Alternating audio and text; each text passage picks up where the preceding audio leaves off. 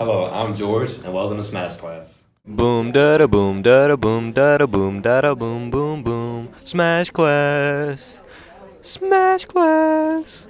Smash class. Dun dun. Today we're going to be talking about dual federalism during the Marshall Court era. After the Constitution was drafted, a question came to mind: how the power between the states and the national government would be shared.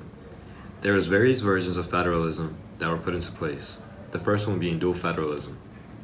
Specifically, dual federalism during the time Chief Justice John Marshall was in the Supreme Court. So what is dual federalism? Dual federalism is the belief that there is a division between the state and national government, and that there are two levels of government, state and national, but they are to be treated equally, treat each other equally, and both hold roughly equal Authority.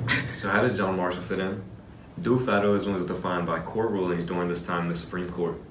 Three court cases were the most influential: McCulloch versus Maryland, Gibbons versus Ogden, and Barron versus Baltimore. The first court case of McCulloch versus Maryland was the first case to define the relationship between the national and state government.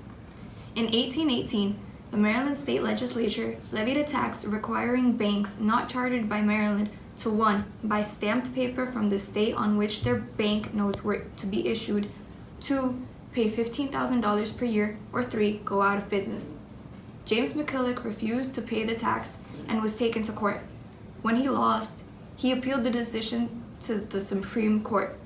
The Supreme Court wanted to figure out if Congress had the authority to charter a bank, and if it did, could a state tax it? The Constitution states that Congress has the authority to levy taxes, issue a currency, and borrow funds. Marshall came to the conclusion that Congress could charter banks. The court ruled that the state tax violated the Supremacy Clause because individual states could not interfere with the operations of the national government. In the case of Gibbons versus Ogden, New York legislature granted Robert Fulton the right to use steamboats on the Hudson River. Congress also licensed a ship to sail on the same waters. Gibbons raised the question: what was the scope of Congress' authority under the Commerce Clause? The court ruled that New York did not have the constitutional authority to grant a monopoly to a single steamboat operator, an action that interfered with interstate commerce. Supremacy Clause states that all laws furthering the Constitution and all treaties made under the authority of the United States are the supreme law of the land. The era strengthened the Supremacy Clause.